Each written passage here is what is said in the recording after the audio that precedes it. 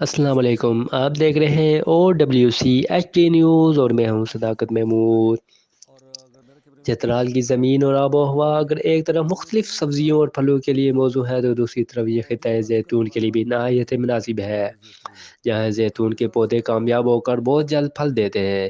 اس وقت ہمارے نمائندہ گلمات فروکی ایک زیتون کے درخت کے ساتھ کھڑے ہو کر ہمیں اس کے بارے میں معلومات فراہم کر رہے ہیں۔ جی گلمات فروکی، ہمیں بتائیے اس بارے میں۔ جی بالکل، اس وقت میں کھڑا ہوں سنگور شاہ میران دے میں، اور چترال کا یہ زرخیز خطہ ہے، اور اگر میرے کیمرے مین دکھا سکے تو میرے بیک گراؤنڈ میں زیتون کا ایک درخت ہے، اور جس کا ذکر قرآن پاک کی بھی آیا ہے کہ والتین والزیتون۔ ہمارے ساتھ سابقہ منیجر صاحب کھڑے ہیں، لال صاحب۔ منیجر صاحب بہت شکریہ۔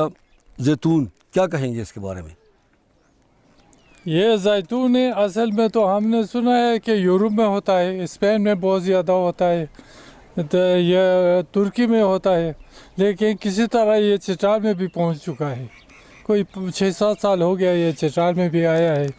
اس کا ایک پودا ہمیں بھی ملا ہے، ہم نے لگا دیا ہے یہ لیکن یہ اس کا ہمیں پتہ نہیں ہے یہ کس لیے ہے، اس کے کیا فوائد ہیں، اور اس کو کس کا پروسیس کیا ہے۔ اس کو تیل نکالنے کے لیے کہتے ہیں کہ زیتون کا تیل بہت مفید ہے، لیکن اس سے زیادہ ہم کیا کر سکتے ہیں کہ زیتون ہے، لیکن یہ ہمارے ہاں بہت اچھا ہوتا ہے۔ زیادہ ایک سال تھوڑا کم فصل ہوتا ہے، اس کا پھل کم دیتا ہے، دوسرے سال اس کا پھل بہت زیادہ ہوتا ہے، اور ہم ایسے یہ گر جاتے گر ضائع ہو جاتا ہے۔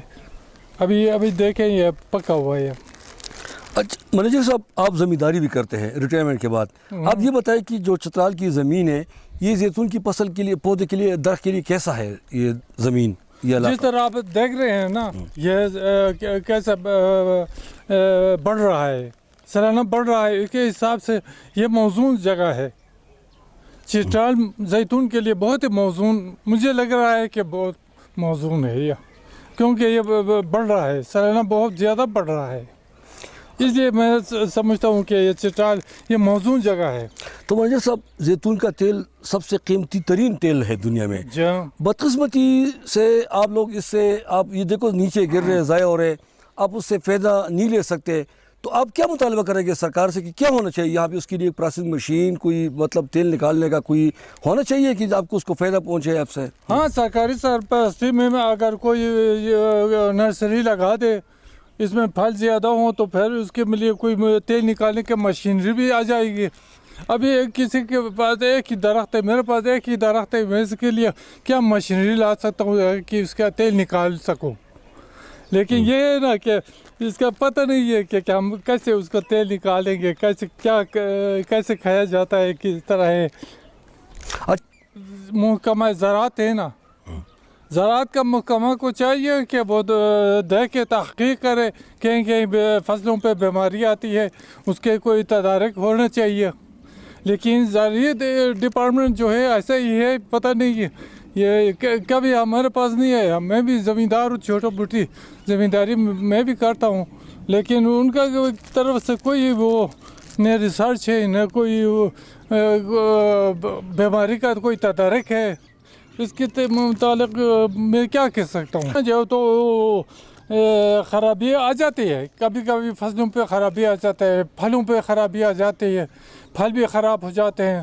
ابھی ہمارے ہاں ادھر نشپاتی کے درخت ہے، وہ پھل دیے لیکن پکنے تک وہ سارے گڑ سڑ گیا، سب ختم ہو گیا۔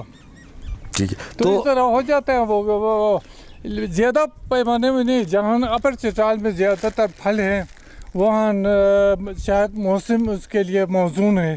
ہمارے ہاں کچھ مرطوب سا ہے موسم، زیادہ گرمیوں میں زیادہ گرم ہو جاتا ہے، شاید اس وجہ سے بھی پھل خراب ہو جاتے ہوں۔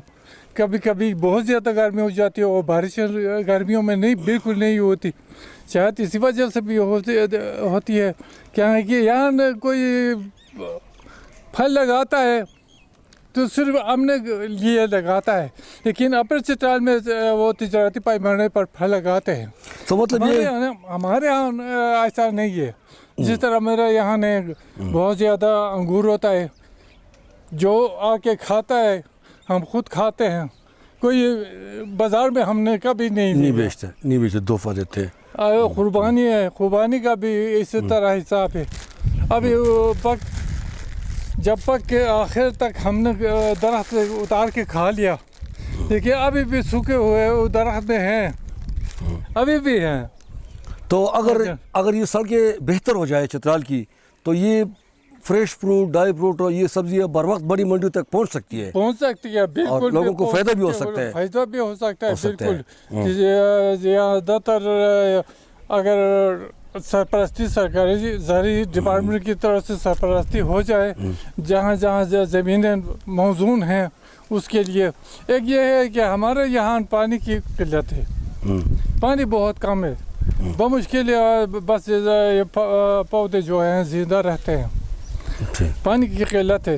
نیچے دریا بہ رہی ہے اور دوسرے یہ سنگور سے نیچے، درمیان سے نیچے جو ہے پانی ہے، لیکن ہمارے یہاں ادھر ابھی دیکھ رہے ہیں وہ ساری زمینیں پڑے ہوئے ہیں، یہاں پانی کی قلت ہے۔ پانی کی قلت۔ یہ تھے جناب منیجر صاحب، لال صاحب کا کہنا تھا کہ یہاں پہ ہم اپنے لیے پودے لگاتے ہیں، پل لگاتے ہیں، مگر بدقسمتی سے محکمہ زراعت والے نے کبھی ہمارا نہیں پوچھا اور ان پہ جو بیماری آتی ہے ان کی تدارک نہیں کی۔ دوسری بات یہ ہے کہ چترال کی سڑکیں خراب ہے، اکثر یہ پل اور سبزیاں اور مطلب ہے کہ جو پیداوار ہے وہ گل سڑک خراب ہو جاتے ہیں۔ تو اگر سڑکیں بہتر ہو جائیں اور وہ بڑی مارکیٹ تک پہنچ جائے تو اس سے ان لوگوں کو فائدہ ہوگا۔ اب زیتون جو ہے چترال کا، ان کا کہا کہ جو چترال کی زمین ہے یہ زیتون کے لیے بہترین قسم کا زمین ہے، مناسب زمین ہے، اور یہ چند سالوں میں یہ کامیاب ہو کر اس کا فصل بھی نکل آ چکا ہے، مگر اس کا جو پل ہے یہ زمین پہ گل سڑ کے خراب ہو جاتے ہیں، مگر کما حق ہو ان لوگوں کو اس سے کوئی فائدہ نہیں ہوتا۔